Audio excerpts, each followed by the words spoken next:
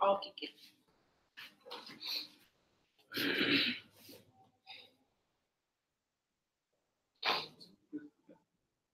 Do you have any specific gender pronouns? No.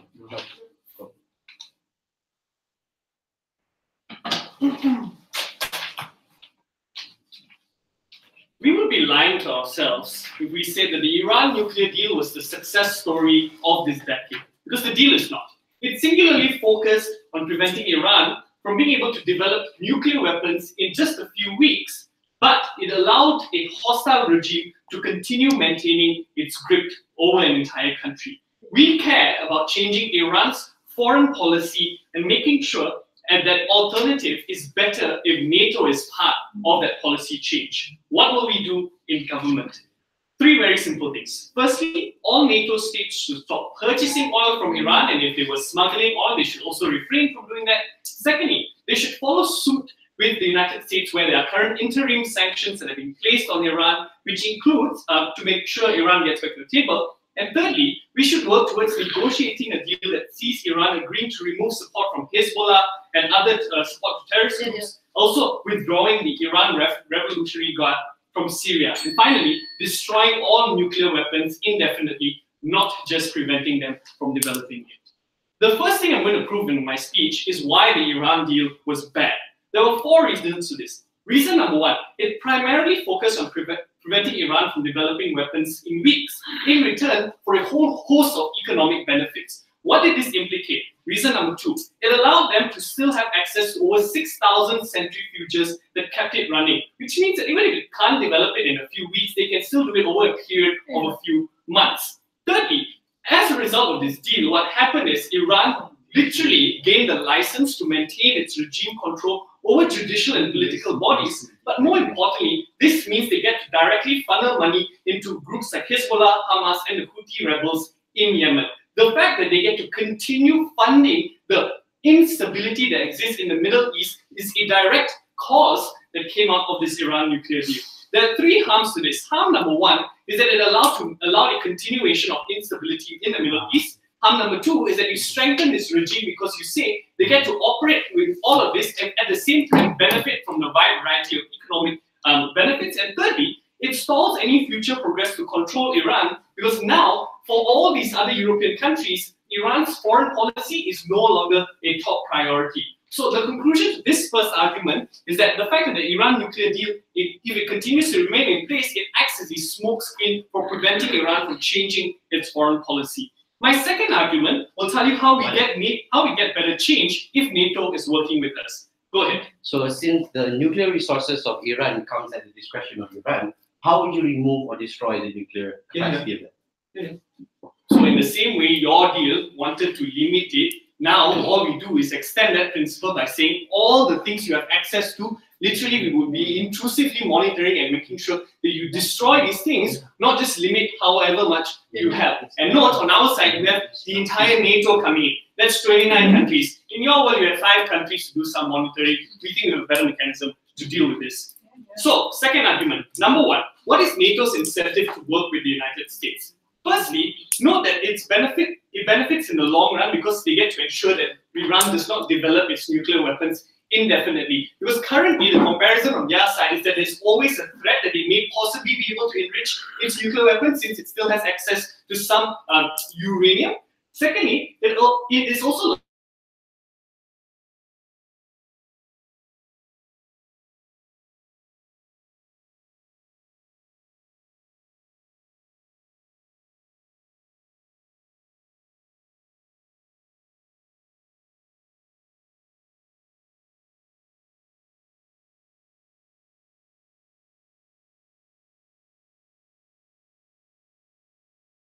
comparison is if the sanctions are placed in and all they have is access to possibly Iran market, so they lose access to United States market, there is a big loss in terms of the firms that these European countries can have in benefit. Thirdly, there's also a trend that they've already been complying with the United States because when Iran approached Brussels to set up a European bank that would trade entirely in euros, immediately there was a rejection to the proposal because they recognized that they do not want to receive political opposition from the United States. But what happens if NATO does not work with the United States? Two things. Number one, the silence of NATO means that Russia gets to come back into the story. Because note that prior to the Iran nuclear deal, Russia supplied plutonium, and they also used Iran as a proxy to carry out a lot of the wars that took place in Syria. This means that NATO's being silent allows Russia to embolden the conflict that takes place in the Middle East, and where they had previously sent armies and soldiers to try and reduce that conflict, you're less likely to achieve that benefit. Because Iran and Russia together is a combination for disaster for a lot of these European countries. But secondly, we think that if opposition says that you want to take the time to find a better policy outcome, we think this is likely to only result in a policy clash, which means that you will lose a lot of time trying to reconcile with Trump. And note that if Trump does not agree with you on your policy terms, we've seen his previous ability to pull out from deals. So it's better you get on the same page with him than try to get him to sort of negotiate and agree with you, and at the same time trade off a lot of time being lost to this.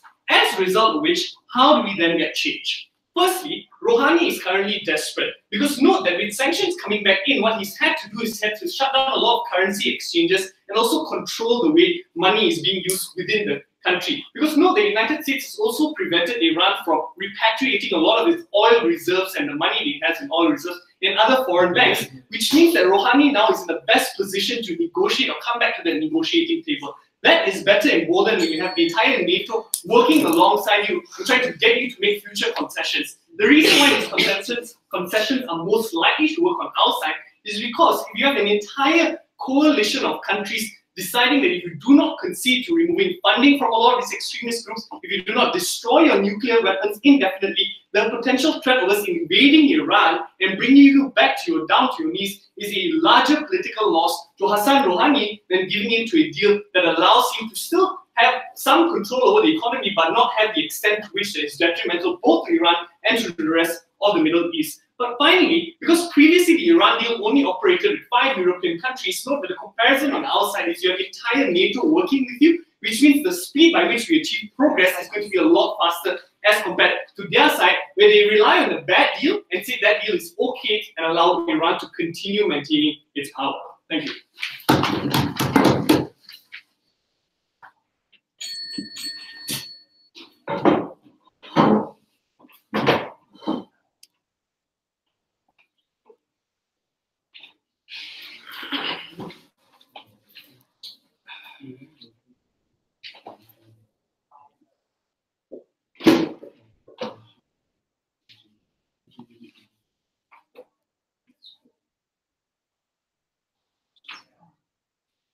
The worst international policy that the world will ever see is one in which side government is proposing.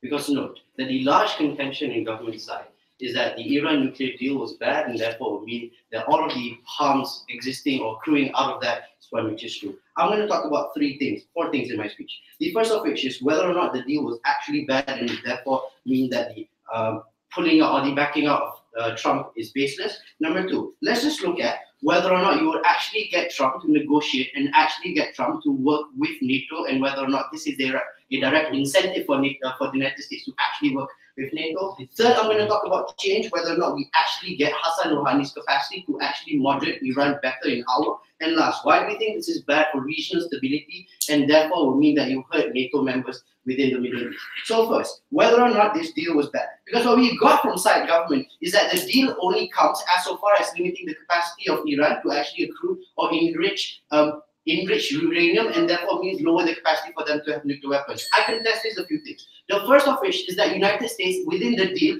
also requires that official auditors come to Iran every month to ensure that the levels of uranium do not surpass the capacity for them to actually make nuclear bombs, number 1. Number 2, the United Nations Atomic Association also ensures some capacity for officials to also audit the amount of enshrined uranium that Iran can have at a certain moment. This concludes a few things. The first of which is that the basis in which Trump opted out of the Iranian nuclear deal was one which is baseless, because the only contention that Trump brought was that the action or the deal was that Iran was lying in his deal. We have capacity to show and prove why the deal was necessarily true. But secondly, right, let's assume that it was particularly bad. Let's say like it was bad, right? They never give you any reasons as to why. The first of which, opting out means that you allow Iran to actually change its ways. Why? First, Trump's opting out is not renegotiation, because opting out of the Iran deal means that number one, you make the deal void, and therefore mean that you allow capacity for Iran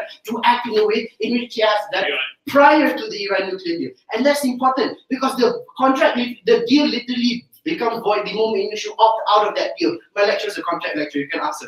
Okay, number two, let's look at whether or not you are able to get United States to actually work with NATO. Because we agree to an extent in which NATO has sort of been damaged out of United States, backing out of NATO. Right? The first of which is that no, the reason why Trump backed out of NATO was not because of anything which government side says, because it was because countries were not paying their paying their debts or paying their contributions onto NATO. So they never give you reasons why you are able to change incentives for Trump to immediately work with NATO, the instance in which you also support them. Because the very reason why Trump doesn't support NATO is not the very reason you are acting in such a manner. Therefore, in conclusion, this logic falls. Third issue before that, yes, Max. Yeah, so Trump actually, after he backed out of the deal, right, he actually had sanctioned.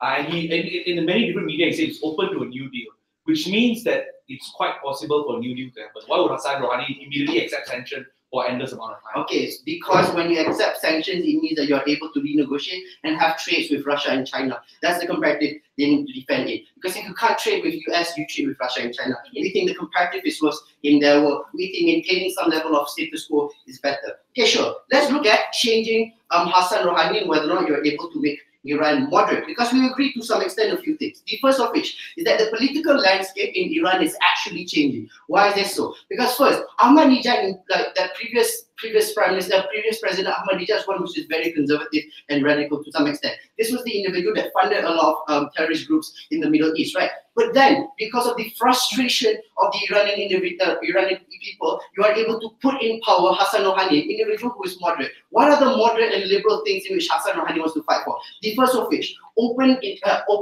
trading with United States. That's number one. Number two, improve relations with countries such as NATO, for example. These are the kinds of things in which Hassan Rouhani wants to do, which was absent in Ahmadinejad's time. So what does this mean? The first of which, the moment in which NATO countries are also the same people who are supporting the sanctions that are placed onto Iran. Firstly, we think you remove the capacity or even incentive for Hassan Rouhani to actually work closer with United Nations, knowing that these are the individuals who are also putting you in positions of sanctions and therefore harmful onto that part. Second reason why we think it's hard for the moderation of Iran is because you reconfirm Western hate that are already pre-existing within status quo. Yeah. This anti-Western hate literally is pre-existing even before the Iranian nuclear deal, and has settled down the moment in which the Iranian nuclear deal was established. This was created out of number one, the capacity of the United States to pulling out of sanctions and therefore uplifting the livelihoods of individuals within Iran. The moment in which you place new sanctions means that you reaffirm that and therefore becomes a political incentive for them to opt in a way in which becomes more radical, right? But the third reason why it's particularly hard for you to make changes within Iran and the moderation of it is because now you are like, when you have sanctions, right, you still rely on some entity for you to trade, right? And therefore mean that the ones which are oftentimes open is Russia and China. Just the Iran nuclear deal, right? Part of it is nuclear, correct? But second is reinstating Hezbollah allowing the regime, but with the condition that you allow people democracy. And that's why you are able to put in Hassan Rouhani. In addition to that, they can't necessarily trade with Russia and China. Therefore, pulling out of this means that the sanction which you place onto them becomes an incentive for them to change their trading partners and therefore opt into Russia and China. This becomes harder for moderation in their world because that means that the very entities that they're trading with are the people who are particularly lenient when it comes to human rights. Therefore, this means that it allows more reason for China and Russia to implement things which are particularly bad when it comes to human rights abuse. Lastly, right, why does this create destabilization within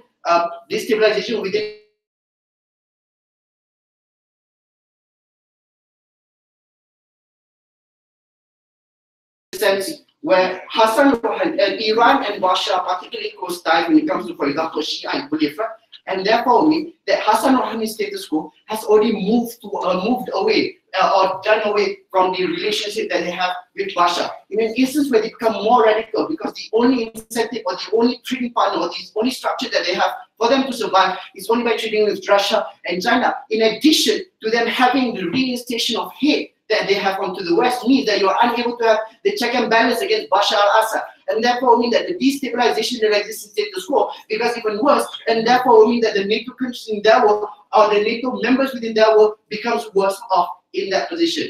Look, yes, of course, you can't necessarily say that the nuclear deal was particularly good at best, but backing out means that you make the contract void, and therefore means that you allow discretion onto Iran to do whatever it wants. Sure, go with all.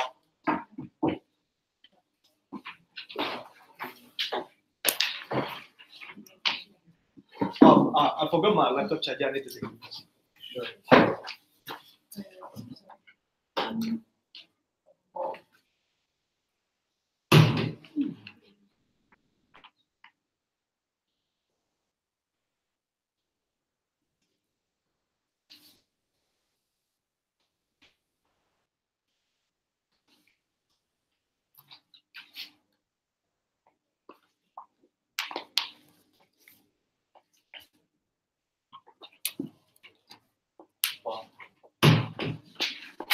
Where is your room? No, it's left like this one. Oh.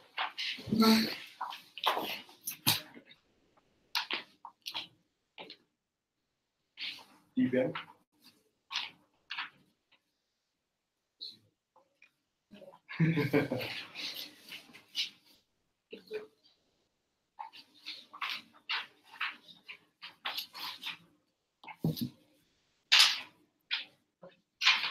Astaghfirullah. Calm down.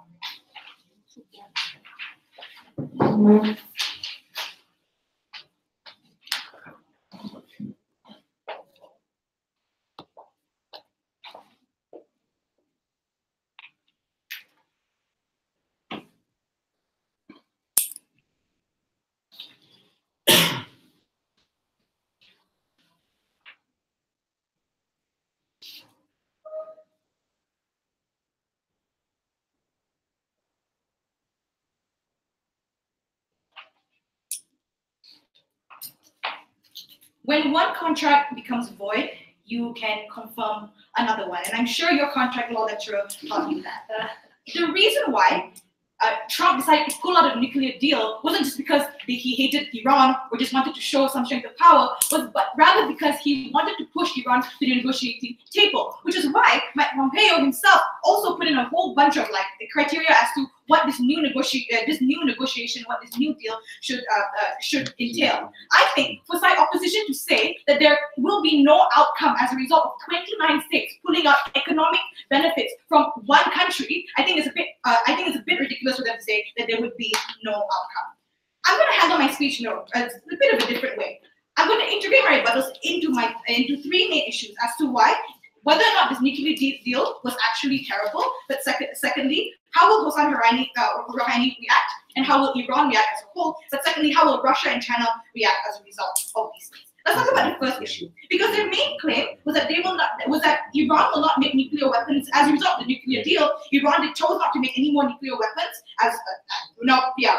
whatever that is. The first thing is that this does not respond to what they've already told you as to why there are a whole bunch of other problems as a result of the nuclear deal. The fact that as a result of the nuclear deal, it allowed Iran to do a lot, to be corrupt and have power over the judicial courts within Iran. But secondly, the fact that Iran started to fund terrorist groups within the Middle East that harm regional stability was a result of America not being strong enough in the way that they decide to tackle it. I think possibly at the point that the nuclear deal was made, maybe they were able to solve the nuclear deal problem. But at this point, the fact that there are more problems with corruption and the fact that there is an increase in funding, then this debate has to be in which will be able to solve that particular problem. Given that they've already explained to you that, number one, we're in a very unique position to pull out this Iran nuclear deal in order to help them fix this problem. I don't see how in a world in which NATO does not support these things, how would they be able to stop Iran from funding these terrorist groups, and how would they have a regime change in the way that these judicial courts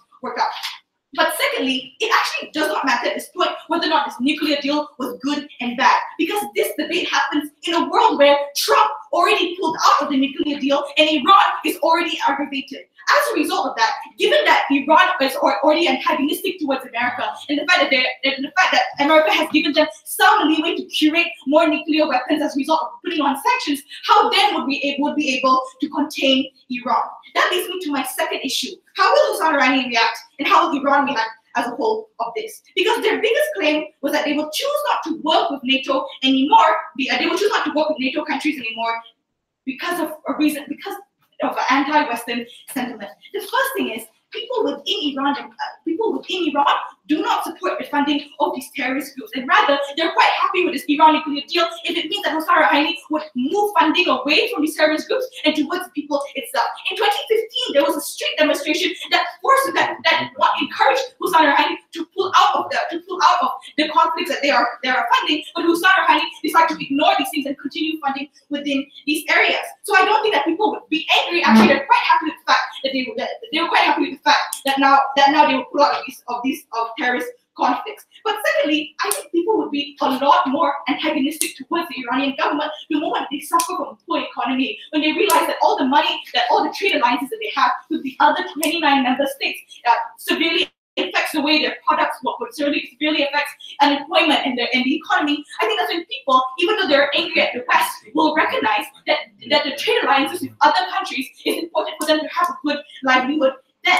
But the last thing is that they literally, at this point, when NATO supports Trump's decision to pull out, they will not have a choice. I think anger and anti-Western sentiment may exist, but this is not proved why people would still choose to remain angry at the West over getting all the benefits from all the economic benefits they get from other trade alliances with these groups of people. Because they've already explained to you that the fact that as compared to a world where you still have support from Russia and China, that means they possibly can still gain some economic benefits. But comparatively under our world, when you have 29 states pulling out of these alliances, would mean that the gain that they get from Russia and China would be a lot less than the loss they will get from the other 29 states. But before that, go ahead. If it's true that they will have no capacity for them to have economic trade, why won't they go to Russia and China? No. So there are a couple of reasons why Russia and China won't even accept them as allies at this point. But even if they do, in the worst case, even if they do, the benefit they get from Russia and China would still be a lot less than the amount of loss they will receive when you lose trade alliances with the other 29 states. They have to explain to us why the economic benefits of these two countries is enough to replace all the other economic benefits they get from the other trade alliances within those regions.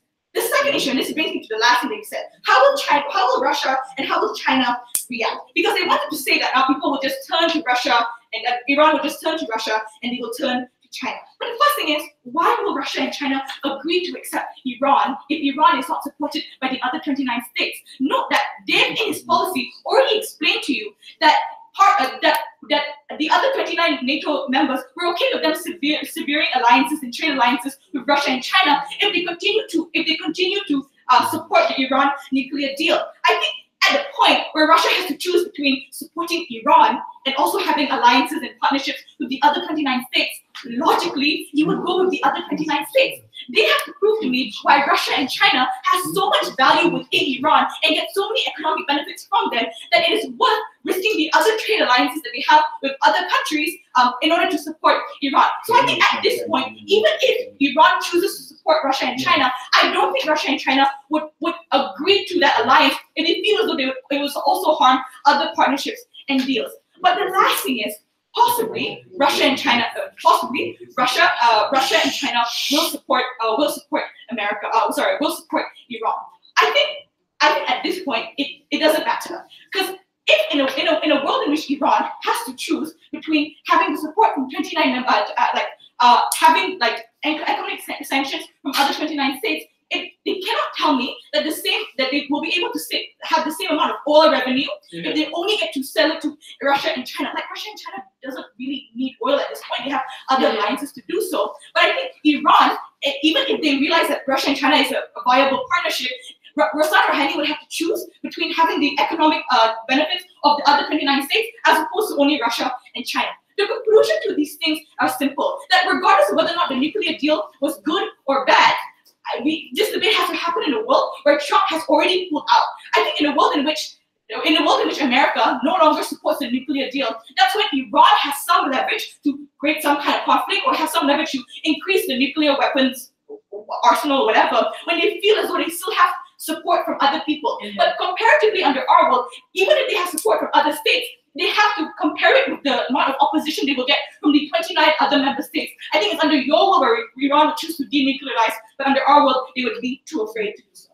Oh my gosh, oh my gosh. Sorry, my phone is not. No, sorry. I'll also.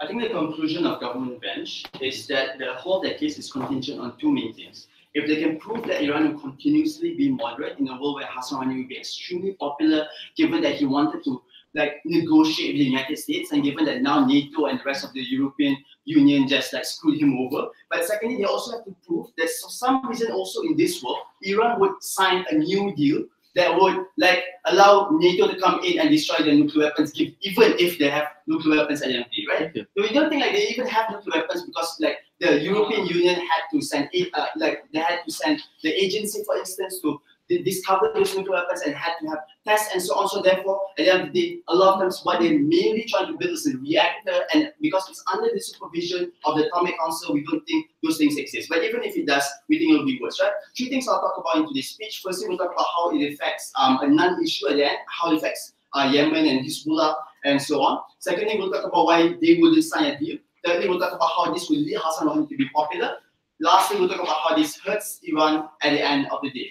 For that, a few, everything else will be integrated throughout, right? So firstly, right, we don't think that this idea about how it affects Yemen and Hezbollah, the last part of Pierre's speech, is entirely that relevant in this debate, because we think that will happen anyway. Because the narrative to why we want to support the Shia Houthi rebels is necessarily because these are brothers, they're Shia and so on. So there's a lot of narrative on the ground that is bipartisan towards both benches in the parliament that we want to do this support anyway. So I don't think it's relevant for both sides to say that this will necessarily stop. But I would posit this. I think there will be enormous amount of support now that NATO screwed them over to fight NATO, because the entirety of the other side in Yemen, for instance, are people who are supported by NATO, or are the government supported by Saudi Arabia and NATO's allies. So I think what happens is when you have NATO who screw you over, even when you follow the deals, even when you actually allow them to come in and therefore supervise your nuclear development and so on and so forth, what happens is they will be angry, and more often than not there will be a huge amount of narrative to support this,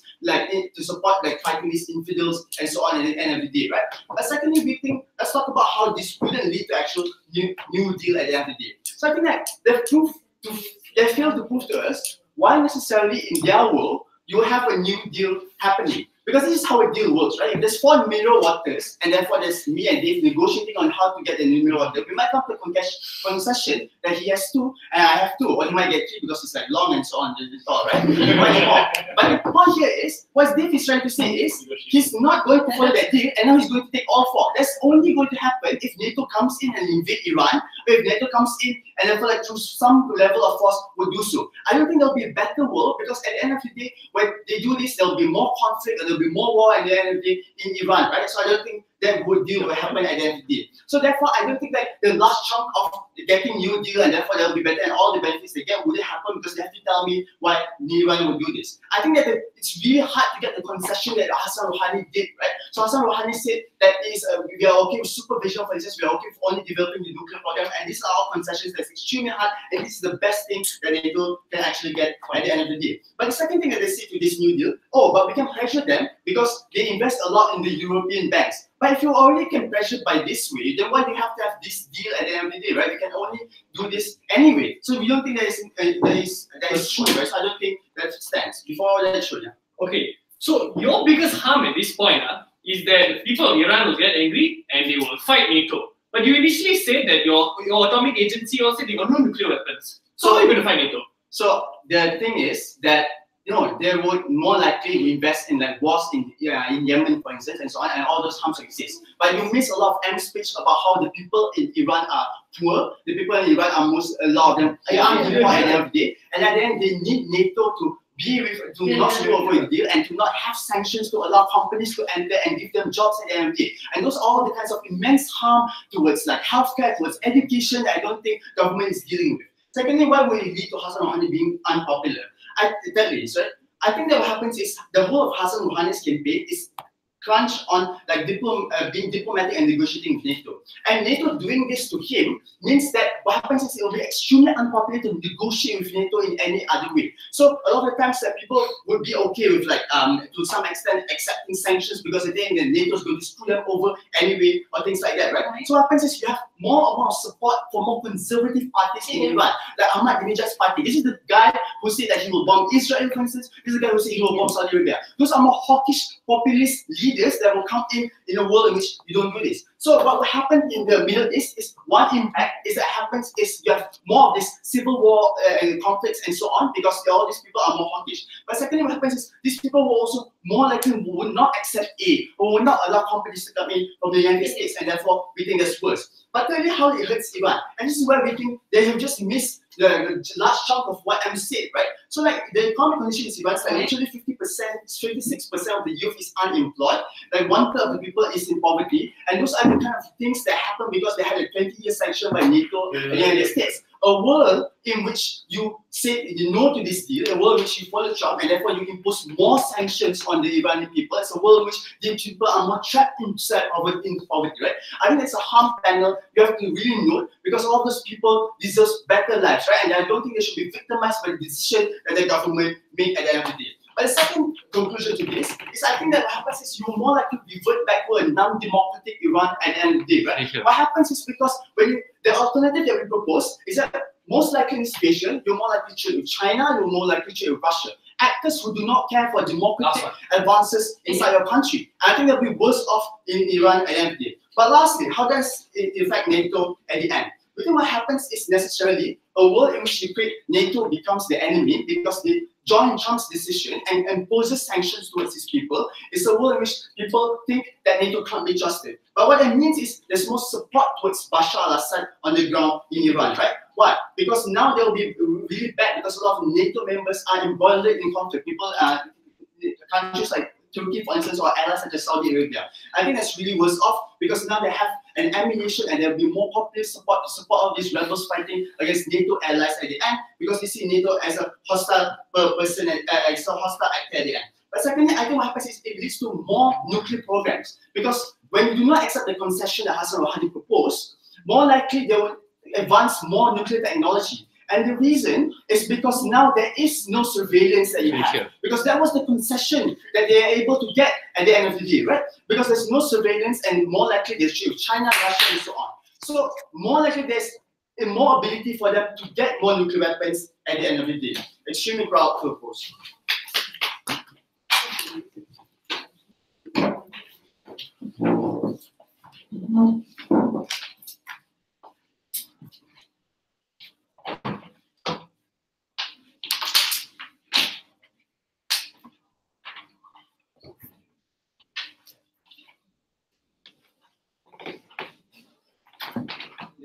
Someone just show me the time or something. Yeah, our time.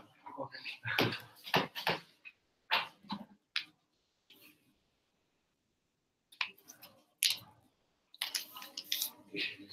Just have some water. I really stop laughing. I really stop. And one of the most absurd things I've heard from debates for a short while that Iran has no nuclear weapons. I'll expect this further in my speech, but I'll tell you basically what I'm going to do today. Firstly, we'll have a discussion of whether the deal was actually harmful, and secondly, we'll talk about will Trump work with NATO, and lastly, we'll talk about the effects of NATO involvement. The last part of the third issue will deal into whether or not they would re-enter into the previous negotiation. Before I move on into those issues, I just want to single out the second speaker from Block because I think a lot of the material was rather weird at best or quite counterintuitive at its worst. First of all, he argued that Hassan Rouhani will be unpopular and there will be an ammunition for them to support more pro-democratic powers. We argue from the government bench, the situation right now is pretty horrible. If a democratic state allows it to be a proxy state to fund military warfare and other rebel groups or the persecution of many innocent individuals, that is not a democracy that we like to support. We would rather them to move away.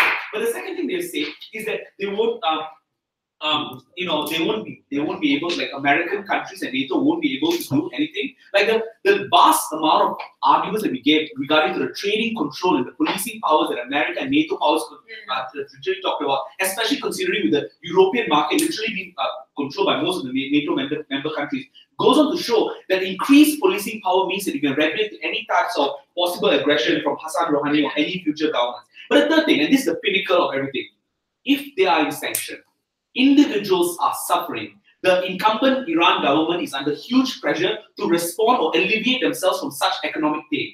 In such a context, we highly doubt that Hassan Rouhani would have added funding resources or financial resources to be funding other military groups or allowing those military groups, because literally means that allowing these individuals to support this group means that the country as a whole, or the market, Iranian market as a whole, will be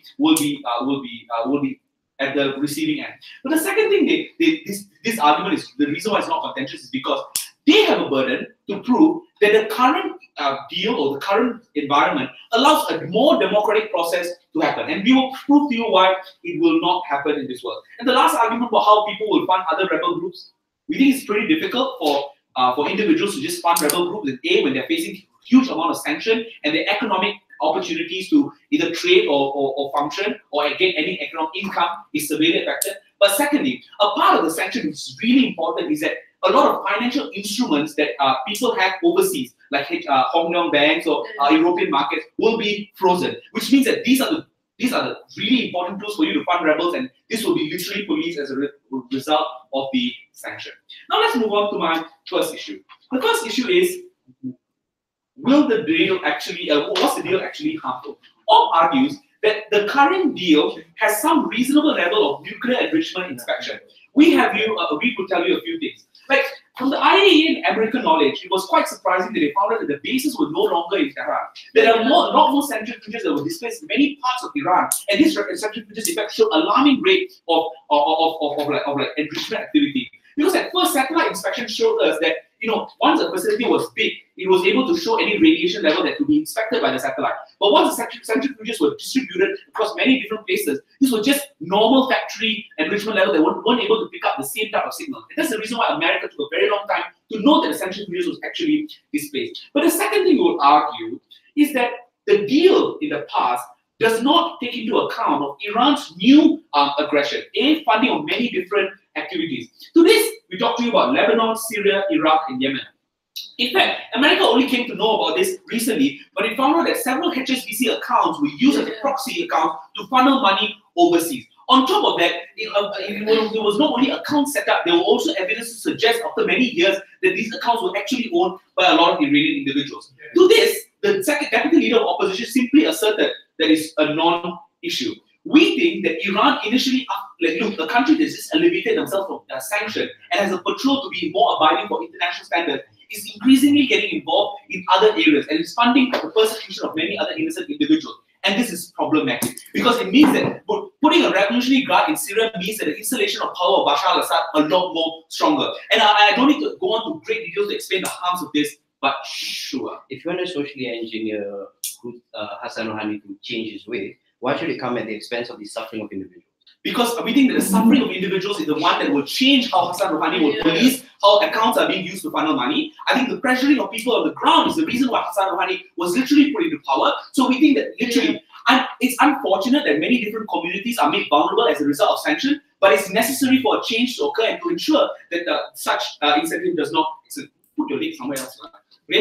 The second thing that we'll talk about is that why Trump will work with NATO. The Op said that, Op gives you some weird reason as to why Trump won't work with NATO. We will give you a couple more. NATO literally means that US is an ally of NATO and it's an incentive to protect NATO. But second, incentive to protect one of its ally members. The second thing is that I think it's important for NATO also to ensure that there's no nuclear outbreak or nuclear clash happening as a result of this. But thirdly, I think NATO are the NATO member countries are the biggest one who are victimized or have shared common security concerns regarding the arising of conflicts in Lebanon, Syria, Yemen. This means that neighboring country face as a result of increase of conflict means that these guys would have less economic activity. Investors are less likely to be involved in that. The last thing, why NATO's involvement is good. Dave says that any of the market structures that operates largely in Europe means that NATO involvement means that you can regulate those things and make sure that you can keep Iran accountable. But the second thing, this is the most important. Why is it important to keep Russia and China in check? Because principally NATO was created as a check and balance system to counter against Russia. A world in which NATO gets militarily involved or involved in the negotiation process faces fear to the Russian administration. Because the Kremlin for many years have been reasonably engaging in conflicts with America and while maintaining other positive relationships as well. But it has not been doing so with regards to NATO. NATO's military involvement means that there's a certainty that NATO will attack and will not hesitate if Russia is increasingly getting too involved. The last thing is that will NATO take the New Deal? Yes, of course it will take the New Deal because the wrath of economic sanctions as agreed by you is quite painful because many different individuals on the ground, right? On top of that, Bernard also told me that the previous sanction meant that there was many different revolutionary groups that was able to topple out and restructure the way in which Iran regulates its people. That's important. Ladies and gentlemen, for a better Iran, it needs to take its pay. It's unfortunate, but we will argue on government. It's necessary.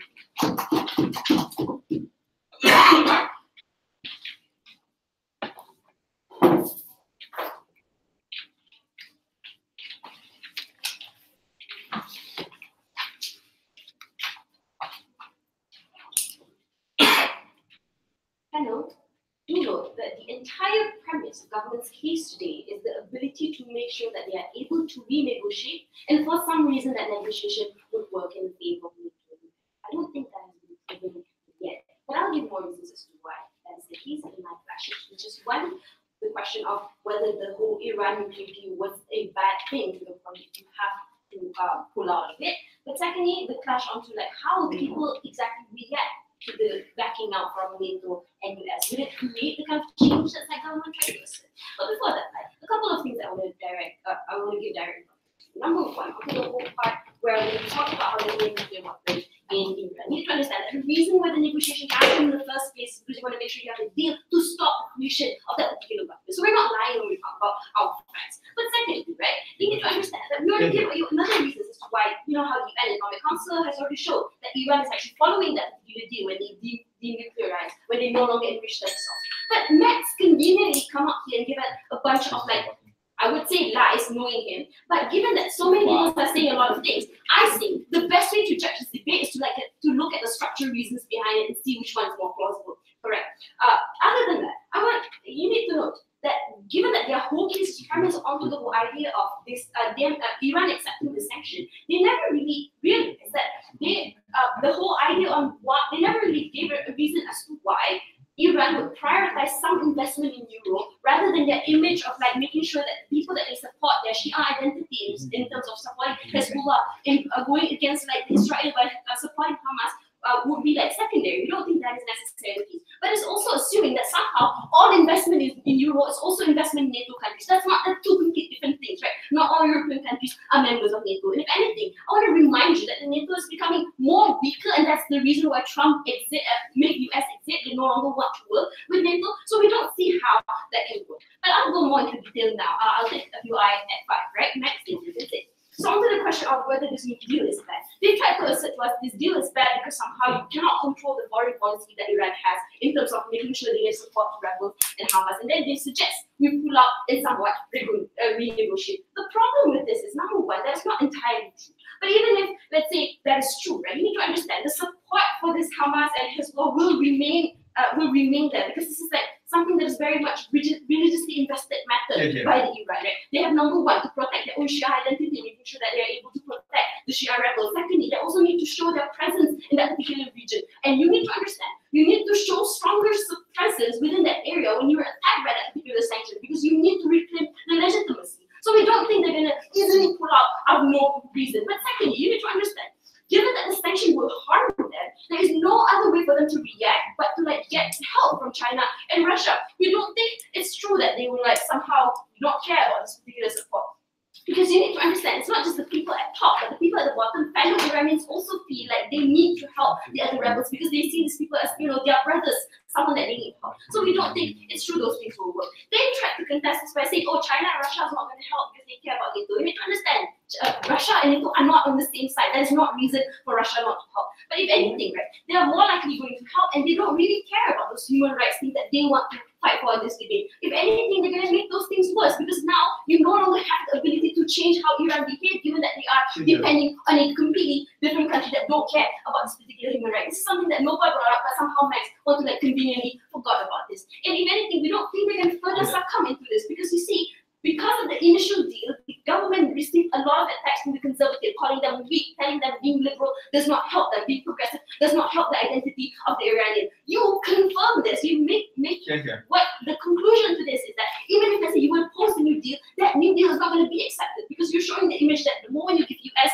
or the West something, they're going to further step on your head. So we don't think that's true. But what's worse is that the period of time that you miss in the ability to change them, they're able to arm themselves more. That means comes another negotiation, Iran will have a bigger upper hand over that particular deal. So you don't get the benefit that you try to claim in today's debate. So because that first clash has been solved, the second one is that they are going to rely on people's reaction being able to change the problems that they create. This is not going to happen because, one, you need to understand, it's not true that everyone that somehow are against the deal. The people in Iran are not monolithic, right? You can probably divide them into like, maybe some are against it, but majority of them hate and have suspicions of a West agenda because of decades of bad precedents that happen throughout the neighboring country, because of years of indoctrination saying that the West are bad.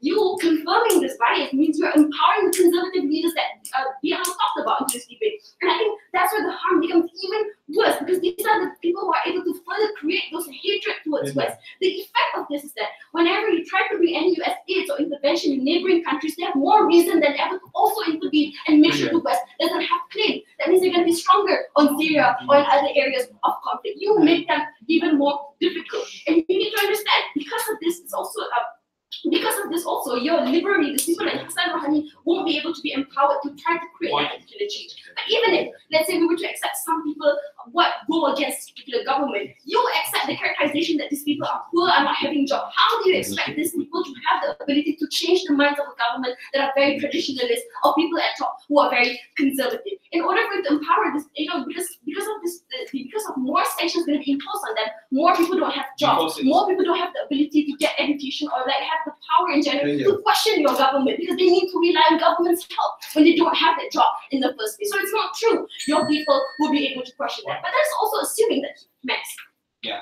So once upon a time, Iran's primary aim was to remove Israel out of the map. In fact, this was in the constitution. Sanction and economic pain allowed local communities to change the structure of the government through elections. Why won't it happen now? Because right now, the elections are going to work in your favor, because your leaders have the ability, your conservative leaders have the ability to tell people being progressive does not help you. Being allies with the US does not help you, because they're just going to take more than give. Because they're questioning your ability to support certain people that you feel are part of your brothers, feel part of your religion. That's why your elections is not going to work in your favor. We think elections will work better when you're able to empower the leader, and that happens when there's less tension on that particular leader in the first place. But you need to understand, you cannot expect these people to also be someone who's woke. We think the kind of rhetoric that the government's going to say is that they probably say, oh, the reason why this deal failed is because the US hates us. This is the kind of narrative that they're going to propagate. It is more likely they believe their government rather than any reasonings that's given by the West, especially given out their suspicions over the West. So we think, if anything, it's severely unproven as to how these people somehow believe every single word that is said by the US and see them as a savior instead. We don't think this motion can stand.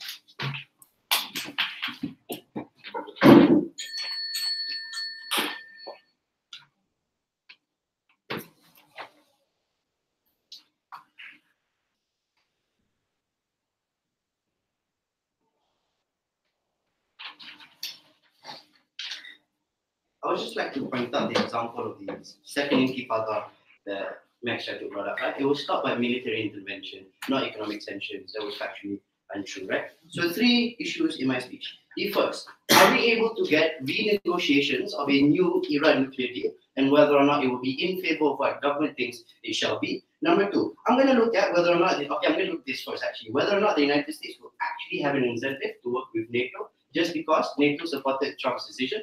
And last, let's just look at, even if we don't get reforms in our world, why we think this is what is unjust to an average person's position in this debate. So first, why do we think that the United States, whether or not the United States will work with NATO. So what I heard, or what we got from the entire Gov bench, is that when NATO is supporting the Trump decision, means that being politically aligned creates an incentive for the United States to help you out. But like in status quo, I already told you in my speech in leader of opposition that the United States backed out of funding NATO and making it extremely weak in status quo, not because it didn't support a lot of its decisions, but rather NATO countries didn't pay off a lot of its debts and contributions onto NATO. So I don't see much reasons as to why, even if you support Trump, he wouldn't necessarily change his mind about the first reason why he didn't support NATO at the very first instance. This logic was missing in their world, therefore this issue falls on their side. So second issue, right, renegotiation. So this is what we got, right? First, I think it's true. The first level is that people would suffer because of sanctions, right? But you have to analyze things that happen after the suffering. So we got from this world inside government is that the political will will be one in which Hassan Rouhani has an incentive to remove the suffering because it will mean that the people will support him. That assumes Hassan Rouhani is even in power in the very beginning with. What did Lepal tell you in the very beginning? He told you that the instance in which NATO pulls out and the political will is now taken over by populist parties that are able to sway the popular vote against Hassan Rouhani because Hassan Rouhani is now seen as a failure because of you sanctions that put more onto us, means that Hassan Rouhani won't even be in power for them to get all of the change that government even wants at the very end of the day. That is the missing link. That means that any form of renegotiation will never happen because renegotiation is only contingent that the person in that renegotiation was Hassan Rouhani. Number two, even if he is still in power, what did we tell you then? We told you that the position means that you are most likely going to trade with China and Russia in the meantime or sanctions will happen. They can't say Russia and China won't necessarily come in because it doesn't make sense. Iran has a lot of oil, Iran has a lot of textile, it means that China wants to trade. Therefore, it means that even if it is not as strong as the 29 countries, and this is the last worst case scenario, right? What did Salini tell you? The position in which you are still able to trade with Russia and China means one of two things. The first of which, you still buy them time for them to have and complete their nuclear weapons that, for example, does not exist, what they tell you, right? Because it means that they have capacity for them to finish. Therefore, would mean that when you want to renegotiate, they have more power when it comes to Iran because now Iran has completed its nuclear program and completed its nuclear weapons. Therefore, any change in their world does not happen least. Lastly, right, even if you are able to renegotiate, the first of which, like Syria has been trading with Russia and China alone with a lot of other countries sanctioning it, and it's still existing and it's still bombing like a lot of Sunni rebel groups within Syria and still causing chaos and still creating all the terrorists and all the destabilization that is happening in the Middle East. So they never told you why relying on Russia and China alone, as compared to the 29 other countries that are talking about, by the way, right, factually they don't trade with all 29 countries, means that they don't necessarily tell you what any form of legitimate change happens in the other world. But let's assume we lose all of this ultimate worst case scenario. This comes at the expense of individuals' life. And we think that this is an illegitimate way for you to create any form of change because what Nopal told you, how individuals will be in pain and suffering. What does this mean? For every life that you kill because they're unable to get food on the table because of the sanctions that you create, it's a life which is unnecessarily and unjustly taken away for your social change. This is one in which elevates unspeakable human suffering in God's world.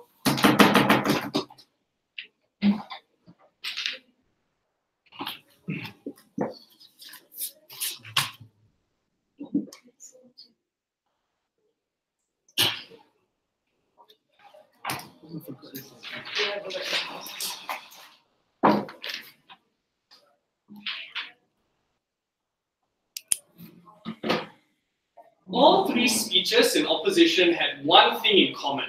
That was confusion. Because the burden in this debate for opposition is very clear. Either A, they show that NATO can get Donald Trump to reinstate the nuclear deal, which according to all three speakers is pretty legitimate and pretty good. They have atomic agencies, they can do a lot of things.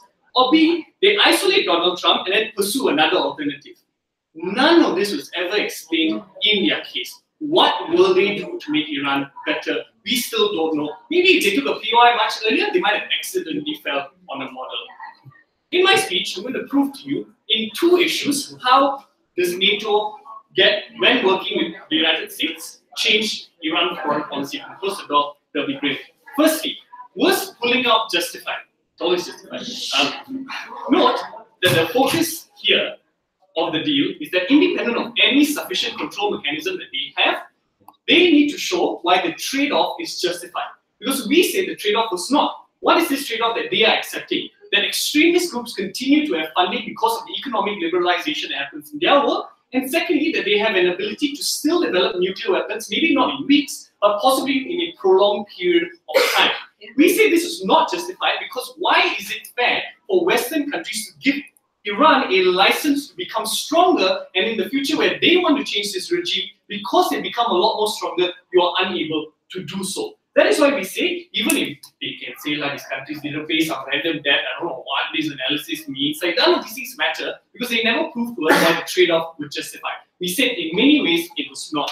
Therefore, how do we get Iran to change? The first thing we say is that the power of the sanctions, given the fact that many European countries will fall in line with the United States, because the United States is an important market it cannot lose access to. The fact that you get to have loans being paid on time, that countries can do business there without worrying about any type of negative governmental repercussion is a reason why they will back the United States first, before they even give a shit about Iran. That is why when you don't have money, all your argumentation on you empowering conservative leaders, people becoming angry, does not matter. Because you cannot do anything to fund these groups to allow since you don't have the tools to do so. In fact, M asked Max in a POI, why is it justified for people to suffer and that the democracy, one life will die, one life will live? In your world, you literally say you can fund these extremist groups to kill other people. So why is it justified in your world that this is a policy you can support on your side? The second thing we had was the increased number of policing. Note that when you have 29 other countries together combined with the United States, it is harder for you to say you want to smuggle oil to China or Russia. It is harder for you to develop your nuclear weapons because now everyone has placed you on a microscope. All of these things means that insofar as you're not doing these things, gives us less of a reason to put sanctions on you, gives you more reason to come back to the negotiating table because you know that the only way out for the Rouhani government is for them to come back and negotiate with the people. That is why the pressure of people suffering on the ground, combined with the pressure of increased policing, proves you will come to the table. And when you come to the table, you are most likely to give in to those concessions that Mike Pompeo has made up, because you know you cannot go back to your country and say we will continue living this way and we will get to serve our interests of funding our Shiite brothers and sisters all in the other countries.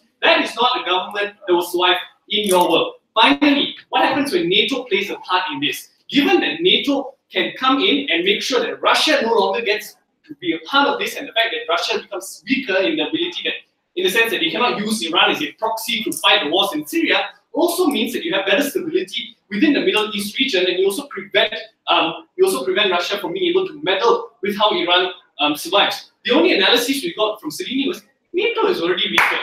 What does this mean? How do we know that this is actually true when you have the entire combined military force that can keep Russia down and suddenly they're weaker and they can't do anything? So the conclusion of this debate is we think Iran is most likely to change in our world, and in your world, all they do is clip money from themselves and kill other people.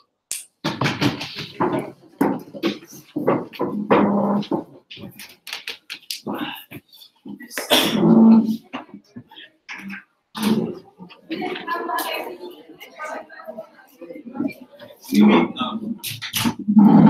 just Slide out. you should take out the laptop, bro. Okay. Just take out the laptop. Really, you can't live stream what they're going to decide. Oh, yeah. Oh, by the way, he's not going to discuss this EP.